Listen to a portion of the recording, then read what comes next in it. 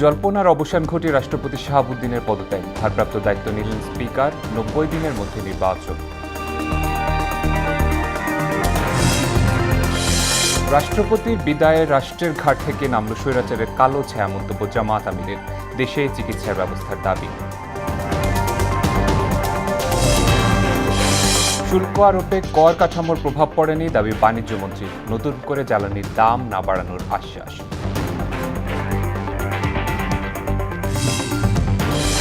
এবং ককরোচ আন্দোলনে চাপের মুখে মোদি, শিক্ষামন্ত্রীর পদত্যাগের সময় চেয়েছে সরকার, জানালেন সিজেপির প্রধান মুখপাত্র।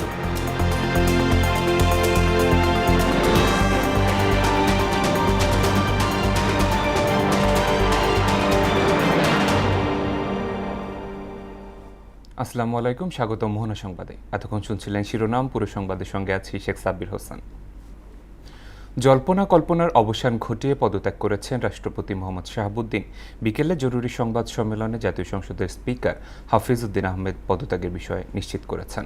রাষ্ট্রপতির পদ শূন্য হওয়ায় সংবিধানের ৫৪ অনুচ্ছেদ অনুযায়ী ভারপ্রাপ্ত রাষ্ট্রপতির দায়িত্ব গ্রহণ করেছেন স্পিকার হাফিজউদ্দিন আহমেদ। মফির রহমানের রিপোর্ট। রাষ্ট্রপতির পদত্যাগ নিয়ে নানামাত্রিক গুঞ্জন অবশেষে সত্যি হল। পদত্যাগ করেছেন রাষ্ট্রপতি মোহাম্মদ শাহাবুদ্দিন চুপ্পু। সংবিধান মোতাবেক জাতীয় সংসদের স্পিকারের কাছে পদত্যাগপত্র জমা দেন তিনি। পদত্যাগের বিষয় নিশ্চিত করে স্পিকার জানান, রিজাইন লেটার গ্রহণ করে তার সংরক্ষণের নির্দেশ দেওয়া হয়েছে। তিনি বলেন, সংবিধানের ৫৪ ধারা অনুযায়ী তিনি ভারপ্রাপ্ত রাষ্ট্রপতির দায়িত্ব গ্রহণ করেছেন। মহামান্য রাষ্ট্রপতি জনাব মোহাম্মদ শাহাবুদ্দিন তার স্বাক্ষরযুক্ত পদত্যাগপত্র আজ ২৪শে জুলাই ২০২৬ ৯ শ্রাবণ ১৪৩৩ তারিখে রোজ শুক্রবার অপরাহ্ন ৫টা ১ মিনিটে আমার নিকট পদত্যাগপত্র দাখিল করেছেন। পদত্যাগপত্রটি আমি গ্রহণ করেছি এবং জাতীয় সংসদ সচিবালয়ের রেকর্ডে সংরক্ষণ এবং প্রয়োজনীয় প্রশাসনিক কার্যক্রম গ্রহণের জন্য নির্দেশ প্রদান করা হলো। সংবিধানের ৫৪ অনুচ্ছেদ অনুযায়ী আমি রাষ্ট্রপতির দায়িত্ব গ্রহণ করেছি। এই সময় সাবেক রাষ্ট্রপতির শারীরিক অবস্থা ও পদত্যাগের মূল কারণ ব্যাখ্যা করেন স্পিকার। তিনি জানান, নানা শারীরিক জটিলতা সহ বেশ কিছু গুরুতর রোগে ভুগছেন সাবেক রাষ্ট্রপতি, ফলে তার পক্ষে দায়িত্ব পালন করা অসম্ভব হয়ে পড়ে। তিনি গুরুতর অসুস্থ, হৃদরোগ, উচ্চ রক্তচাপ, ডায়াবেটিস ও কিডনি জটিলতায় তিনি ভুগছেন। এসব রোগের প্রাদুর্ভাবে এবং শারীরিক ও মানসিক অসমর্থতার কারণে রাষ্ট্রপতির মতো গুরুত্বপূর্ণ সাংবিধানিক পদের দায়িত্ব পালন করা তার পক্ষে সম্ভব হচ্ছে না। সাবেক রাষ্ট্রপতির রাজনৈতিক অবস্থান নিয়েও তিনি বলেন, বিগত সরকারের আমলে নির্বাচিত হলেও বর্তমান পরিস্থিতি ও জনগণের রায়ের প্রতি তার শ্রদ্ধাশীল মনোভাব ছিল। তিনি মাফিয়া সরকারের আমলে নির্বাচিত হলেও বর্তমানে জনগণের ভোটে যে সরকার নির্বাচিত হয়েছে তার প্রতি তিনি সমর্থন এবং শ্রদ্ধা প্রকাশ করেছেন সবসময়। সংবিধান অনুযায়ী পরবর্তী ৯০ দিনের মধ্যে নতুন রাষ্ট্রপতি নির্বাচনের প্রয়োজনীয় আইনি প্রক্রিয়া সম্পন্ন করা হবে। দেশের রাষ্ট্রপতি পদত্যাগ করেছেন। Let us do justice to him. Thank you very much. Mofir Rahman, Mohona সংবাদ, ঢাকা। রাষ্ট্রপতির পদত্যাগে রাষ্ট্রের ওপর থেকে স্বৈরাচারের কালো ছায়া দূর হয়েছে বলে মন্তব্য করেছেন জামাত ইসলামীর আমির ডাক্তার শফিকুর রহমান। সন্ধ্যায় জরুরি সংবাদ সম্মেলনে তিনি এ মন্তব্য করেন। রাষ্ট্রপতি হিসেবে শাহাবুদ্দিন অযোগ্য ছিলেন বলেও মন্তব্য করেন বিরোধী দলীয় এই নেতা। বিস্তারিত বিজন কুমারের প্রতিবেদনে। জল্পনা কল্পনার অবসান ঘটিয়ে স্বাস্থ্যগত কারণ দেখিয়ে পদত্যাগ করলেন দেশের ২২তম রাষ্ট্রপতি মোহাম্মদ শাহাবুদ্দিন চুপ্পু। জাতীয় সংসদের স্পিকার হাফিজউদ্দিন আহমদের কাছে তিনি পদত্যাগপত্র জমা দেন। এ নিয়ে মিন্টু রোডে বিরোধী দলীয় নেতার সরকারি বাসভবনে সংবাদ সম্মেলনের আয়োজন করেন জামায়াতে ইসলামীর আমির ডাক্তার শফিকুর রহমান। এ সময় রাষ্ট্রপতি হিসেবে শাহাবুদ্দিন চুপ্পুকে অযোগ্য বলে উল্লেখ করেন তিনি। বলেন, জুলাই অভ্যুত্থানে অন্যায় দেখেও তিনি চুপ ছিলেন, তিনি দায়িত্ব পালনে ব্যর্থ। তিনি কি কারণে পদত্যাগ করেছেন এই বিষয়ে আমাদের কোনো আগ্রহ নাই, কারণ আমরা আগে থেকেই বিবেচনায় নিয়েছি যে তিনি প্রেসিডেন্ট পদে থাকার আর যোগ্য নন, তিনি তার যোগ্যতা হারিয়েছেন। এ সময় তিনি আরো বলেন, জাতির ওপর থেকে স্বৈরাচারের কালো ছায়া দূর হয়েছে। তিনি পলাতক ফ্যাসিস্ট সরকারের পদত্যাগ নিয়েও মিথ্যাচার করেছেন। দেরিতে হলেও জাতির ঘাট থেকে স্বৈরাচারের একটা কালো ছায়া সরে গেল, এই জন্য আমরা আল্লাহ তাআলার শুকরিয়া আদায় করি। এই ভাষণে স্পষ্টতই বলেছিলেন শেখ হাসিনা তার কাছে পদত্যাগপত্র জমা দিয়েছেন। পরবর্তী বৎসর অর্থাৎ ২৫ সালের প্রথম ভাগে একটি জাতীয় দৈনিকের একজন সম্পাদকের সাথে তিনি কথা বলতে গিয়ে, সাক্ষাৎকার দিতে গিয়ে তিনি পুরো বিষয়টাকে অস্বীকার করলেন। নতুন রাষ্ট্রপতি নিরপেক্ষ হবে এমন আশা জানিয়ে বিরোধী দলীয় নেতা আরও বলেন, কোনো তোষামোদকারীকে রাষ্ট্রপতির পদে আমরা দেখতে চাই না। এ সময় সদ্য বিদায়ী রাষ্ট্রপতির দেশে চিকিৎসা নেওয়ার দাবিও জানান তিনি। আমি মনে করি সব ট্রিটমেন্টই দেশে সম্ভব, কারণ আমারও তো একটা জটিল রোগ হয়েছিল। আমাকে তো ডাক্তাররা পর্যন্ত রিকমেন্ড করেছিল বাইরে যাওয়ার জন্য, আমি তো যাইনি, আমি তো এখানেই চিকিৎসা নিয়েছি। আমি চাই যে সবাই যেন এখানেই চিকিৎসা নেয়, এমনকি প্রয়োজন হয় বিদেশ থেকে এক্সপার্ট আনাও যেতে পারে, এটা কোনো সমস্যা নেই, এক্সপার্ট এনেও এখানে চিকিৎসা হতে পারে। সংবিধান অনুযায়ী ভারপ্রাপ্ত রাষ্ট্রপতির দায়িত্ব পালন করবেন জাতীয় সংসদের স্পিকার হাফিজউদ্দিন আহমদ। আর 90 দিনের মধ্যে করা হবে নতুন রাষ্ট্রপতি নির্বাচন। বিজন কুমার, মোহনা সংবাদ, ঢাকা। ধর্মের নামে যারা বিভক্তি তৈরি করতে চায় তারা দেশ ও জাতির শত্রু বলে মন্তব্য করেছেন তথ্য ও সম্প্রচার মন্ত্রী জহিরুদ্দিন স্বপন। বিকেলে রাজধানীর ঢাকেশ্বরী মন্দিরে উল্টো রথযাত্রা উপলক্ষে আয়োজিত এক আলোচনা সভায় তিনি এই মন্তব্য করেন। বিএনপি ধর্মভিত্তিক রাজনীতি গ্রহণ করবে না উল্লেখ করে তিনি বলেন, এই দেশের মানুষের অধিকার রয়েছে। এ সময় সকলকে সচেতন হওয়ার আহ্বানও জানান তথ্যমন্ত্রী। আমরা যারা প্রকৃতভাবেই সকল সম্প্রদায়ের, সকল ধর্মের মানুষের ঈশ্বর প্রেমকে সম্মান করি, আমাদেরকে সজাগ থাকতে হবে। আমাদের ধর্ম বিশ্বাসকে, প্রতিটি ধর্মের ধর্ম বিশ্বাসদেরকে কোন মহল, কোন ধরনের কোন অশুভ লক্ষ্য চরিতার্থ করার জন্য যেন পুঁজি করতে না পারে। আমরা আপনারা সবাই বাংলাদেশের নাগরিক এবং সম অধিকার ভোগ করার জন্য আমরা বিশ্বাস করি। বিশেষ করে বিএনপি বিশ্বাস করে, আমরা কোন সাম্প্রদায়িক উস্কানিতে বিশ্বাস করি না। নতুন শুল্ক আরোপে আগের পরিস্থিতির সঙ্গে বর্তমান শুল্ক পরিস্থিতির কোনো পরিবর্তন ঘটেনি বলে মন্তব্য করেছেন বাণিজ্যমন্ত্রী খন্দকার আব্দুল মুক্তাদির। শুক্রবার দুপুরে সিলেট সদর উপজেলায় চা শ্রমিকদের স্বাস্থ্যসেবা নিশ্চিতকরণে দিনব্যাপী ফ্রি মেডিকেল ক্যাম্প উদ্বোধন শেষে এ মন্তব্য করেন তিনি। এ সময় জ্বালানির দাম প্রসঙ্গে মন্ত্রী বলেন, নতুন করে জ্বালানির দাম বাড়ানোর কোনো পরিকল্পনা সরকারের নেই। পরিস্থিতির কোনো পরিবর্তন হচ্ছে না। গতকাল যেটি ছিল, আজকের মার্কিন যুক্তরাষ্ট্রের শুক্রবার রাত 12টার পরেও সেই শুল্কই থাকবে, ভিন্ন নামে। গত সপ্তাহ দেড় সপ্তাহ যাবত সেটা আবার আগের ধারায় ফেরত এসেছে। এটা আপনারা তো সবাই জানেন যে মূল্যে পেট্রোলিয়াম পণ্য আনা হয়, অনেক বেশি ভর্তুকি মূল্যে সেটি সরবরাহ করা হয়। সরকারের এই মুহূর্তে কোনো পরিকল্পনা নেই। এবার রক্তাক্ত জুলাই প্রসঙ্গ। 24-এর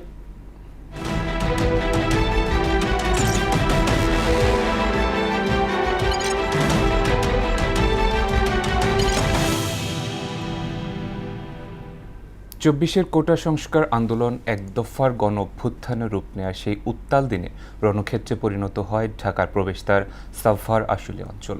এতে শহীদ হন এলাকার 68 জন গণতন্ত্রকামী মানুষ। পুলিশের সাজোয়া যান থেকে ছুড়ে ফেলা হয় শহীদ ইয়ামিনকে।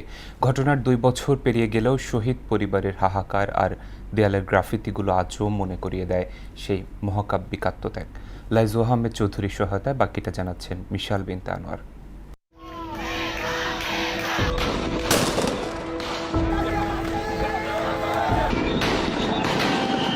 2024-এর কোটা সংস্কার আন্দোলন একসময় রূপ নেয় এক দফার গণ অভ্যুত্থানে। এতে রাজধানীর অনেক জায়গার মতো রণক্ষেত্র হয়ে ওঠে ঢাকার প্রবেশদ্বার সাভার আশুলিয়া অঞ্চল। সাভার বাসস্ট্যান্ড এলাকায় পুলিশের গুলিতে নিহত হন শহীদ শাইখ আসহাবুল ইয়ামিন। গুলিতে গুরুতর আহত ইয়ামিনকে পুলিশের সাজোয়া যান থেকে আবর্জনার মতো রাস্তায় ছুঁড়ে ফেলা হয়। সেই নির্মমতার ভিডিও সামাজিক যোগাযোগ মাধ্যমে ছড়িয়ে পড়লে সারা দেশ বিক্ষোভে ফেটে পড়ে। পুলিশের সেই টেনে হিঁচড়ে ফেলা ইয়ামিনের দেহ আজও মানুষের শরীরের রক্ত হিম করে তোলে। পুলিশের এপিসির থেকে চারদিকে গুলি করতে করতে সামনের দিকে আগায় আসছে, দৌড়ে সেই এপিসির উপর উঠে যেয়ে ঢাকনাটা বন্ধ করতে যায়। তখন এক ঘাতক পুলিশ এপিসি থেকে নেমে এসে শটগান দিয়ে ক্লোজ ডিস্টেন্সে গুলি করে। তখনই সে এপিসির ছাদের উপরে লুটাই পড়ে। এই ঘটনার জেরে ফুঁসে ওঠে সাভার আশুলিয়াবাসী। টানা আন্দোলনে বিক্ষুব্ধ হয়ে ওঠে পুরো শিল্পাঞ্চল। পুলিশ ও ক্ষমতাসীন দলের নেতাকর্মীদের নির্বিচার গুলিতে সাভারের পাকিজা মোড়, রেডিও কলোনি ও ঢাকা আরিচা মহাসড়কে দফায় দফায় সংঘর্ষে হতাহত হয় বেশ কয়েকজন। এরই ধারাবাহিকতায় ৫ আগস্ট শেখ হাসিনা দেশত্যাগের খবর ছড়িয়ে পড়ার পর সাভার আশুলিয়া এলাকায় সবচেয়ে ভয়াবহ হত্যাযজ্ঞ চালানো হয়। ওই দিন নির্বিচারে গুলি চালিয়ে ৬৮ জনেরও বেশি মানুষকে হত্যা করা হয়। একই দিনে আশুলিয়া থানার সামনে গুলি করে হত্যার পর ৬ মরদেহ পেট্রোল ঢেলে পুড়িয়ে দেওয়া হয়। রক্তাক্ত জুলাইয়ে ২ বছর পেরিয়ে গেলেও সাভারের দেয়ালে দেয়ালে আঁকা গ্রাফিতি আর শহীদ পরিবারের হাহাকার বারবার মনে করিয়ে দেয় সেই মহাকাব্যিক আত্মত্যাগের গল্প। জুলাই বিপ্লবকে কেন্দ্র করে যাতে তাদেরকে সকল ধরনের সুযোগ সুবিধা দেওয়া হয় এবং যারা পঙ্গু রয়েছেন তাদের কর্মসংস্থানের ব্যবস্থা করা হয়। যারা নিহত হয়েছে তাদের জন্য সরকারের কাছে একটাই নিবেদন যে তাদের জন্য একটা সুস্থ একটা বিচারের আওতায় আনা হয় যারা এই দোষীরা আছে। মিশাল বিনতে আনোয়ার, মোহনা সংবাদ। এবার আন্তর্জাতিক প্রসঙ্গ। ২৪-এর ঢাকা আর ২৬-এর ভারত যেন একই সূত্রে গাঁথা। ২০২৪ সালে বাংলাদেশের ছাত্র জনতার সেই ঐতিহাসিক গণঅভ্যুত্থানের প্রতিধ্বনি কি এবার দিল্লির মসনদে কাঁপন ধরাচ্ছে? মেডিকেল পরীক্ষার প্রশ্ন ফাঁস আর বেকারত্বের বিরুদ্ধে ভারতে চলমান তীব্র ছাত্র আন্দোলনে ব্যাপক চাপে নরেন্দ্র মোদীর বিজেপি সরকার। আরও জানাচ্ছেন রুমানা রুমা।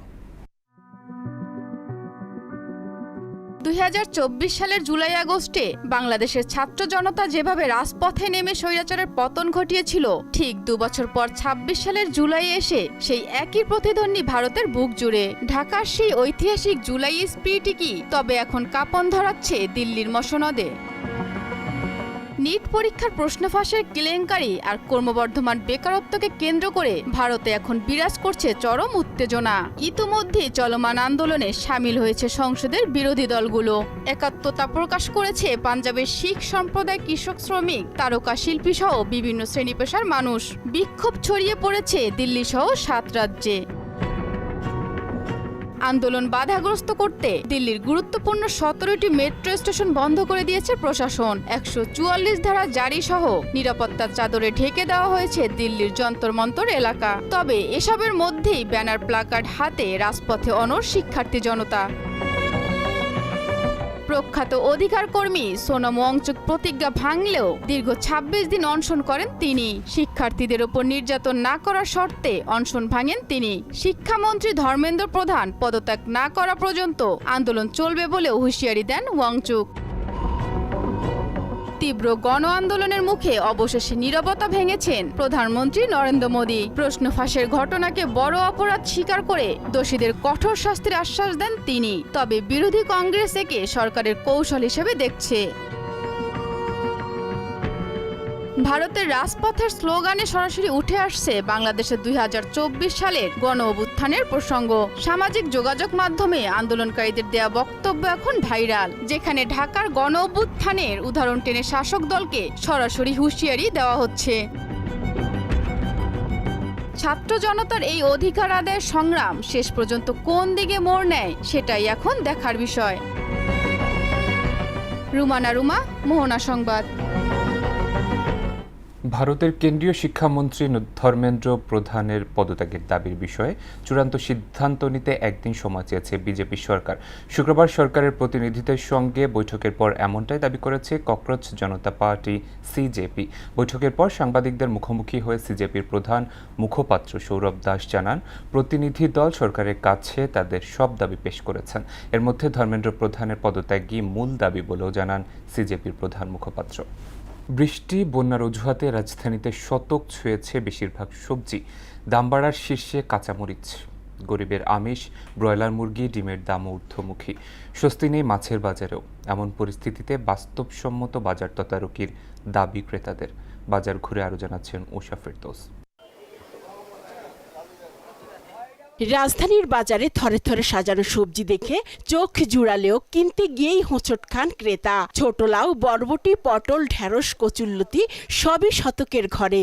বেগুন 100 থেকে 150, ঝিঙ্গা ও চিচিঙ্গা 80 থেকে 100, করলা 120, শসা ও গাজর 120 থেকে 140, আর কাঁচামরিচ 300 টাকা পর্যন্ত বিক্রি হচ্ছে। শসা 200 টাকা, কাঁচামরিচ 300 টাকা, তারপর হচ্ছে ধন্যবাদ দেখেন কেজি 400 টাকা। প্রত্যেকটা জিনিসের দাম 100 নিচে আর কোনো সবজি নাই এখন। পটল 120 টাকা, নেই খাবোই না। কৃষকরা যে বিক্রি করছে সেটা নিশ্চয়ই 100 টাকা না, আরো অনেক কম মূল্যে বিক্রি করছে। সেটা কয়েকটা ধাপ পার হয়ে শহরে আসতে আসতে এগুলা আমরা জানি না কি এর পিছনে কি কাজ করে। বাজারে ফার্মের মুরগির ডিম 140 টাকা ডজন বিক্রি হচ্ছে, যা কয়েকদিন আগেও 120 থেকে 130 টাকার মধ্যেই ছিল। এছাড়া ব্রয়লার মুরগি কেজি প্রতি 20 টাকা বেড়ে 190 থেকে 210 টাকা পর্যন্ত বিক্রি হচ্ছে, আর সোনালী মুরগির কেজি 350 থেকে 380 টাকা। বর্ষা বৃষ্টি কাতলার দিন হয়তো খামারে মুরগি উড়ায় না, বা এই জন্য সবাই উড়াইতেছে না, পানি ডুবে গেছে অনেক জায়গা। ডিমের ডজন 140, এখন বর্তমান আগের দিন একটু হালকা বাড়ছে। বেড়েছে সব ধরনের মাছের দাম, সস্তার মাছেও নেই স্বস্তি, আর ভরা মৌসুমেও ইলিশের দাম নেই মধ্যবিত্তের নাগালে। সবকিছু সিন্ডিকেটের ভাবে চলে, একটু কিছু হইলেই মাছের দাম বেড়ে যায় এবং সাধারণ যে ক্রেতা তাদের নাগালের বাইরে চলে যায়। আপনি বৃষ্টি মাছ ধরতে পারে না, পানি বেড়ে গেছে, মাছ কম আসে মুকামে। নিত্যপণ্যের বাজার স্বাভাবিক রাখতে বাস্তবসম্মত বাজার তদারকির দাবি ক্রেতাদের। উষা ফেরদৌস, মোহনা সংবাদ, ঢাকা। আগামী 24 ঘন্টায় দেশের দক্ষিণাঞ্চলে বৃষ্টিপাতের প্রবণতা আরও বাড়তে পারে বলে জানিয়েছে আবহাওয়া অধিদপ্তর। একই সঙ্গে ঢাকা, খুলনা, বরিশাল ও চট্টগ্রাম বিভাগের অধিকাংশ এলাকায় বৃষ্টি অথবা বজ্রসহ বৃষ্টির সম্ভাবনার কথাও জানায় সংস্থাটি। তবে উত্তরাঞ্চলে বৃষ্টির প্রবণতা তুলনামূলক কম থাকবে।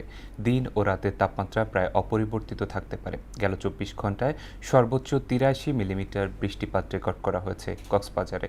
একই সময়ে বঙ্গোপসাগরে একটি লঘুচাপ সৃষ্টি হওয়ার সম্ভাবনাও পর্যবেক্ষণ করেছে আবহাওয়া অধিদপ্তর।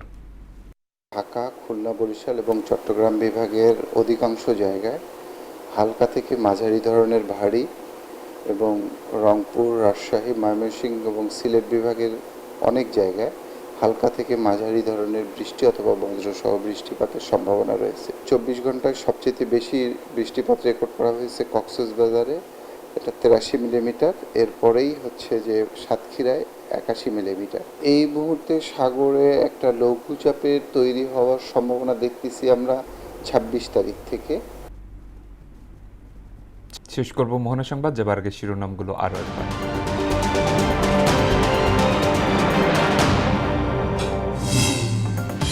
জল্পনার অবসান ঘটিয়ে রাষ্ট্রপতি শাহাবুদ্দিনের পদত্যাগ, ভারপ্রাপ্ত দায়িত্ব নিলেন স্পিকার।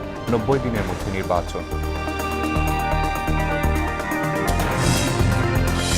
রাষ্ট্রপতির বিদায় রাষ্ট্রের ঘাট থেকে নামল স্বৈরাচারের কালো ছায়া, মন্তব্য জামায়াত আমিরের। দেশেই চিকিৎসার ব্যবস্থার দাবি। শুল্ক আরোপে কর কাঠামোর প্রভাব পড়েনি, দাবি বাণিজ্য মন্ত্রীর। নতুন করে জ্বালানির দাম না বাড়ানোর আশ্বাস।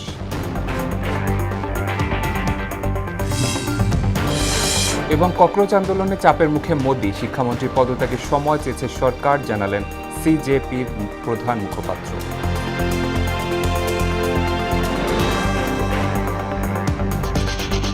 এই ছিল মোহনা সংবাদে। পরবর্তী সংবাদ রাত 12টায়। মোহনার সবশেষ খবর জানতে ভিজিট করুন www.mohana.tv।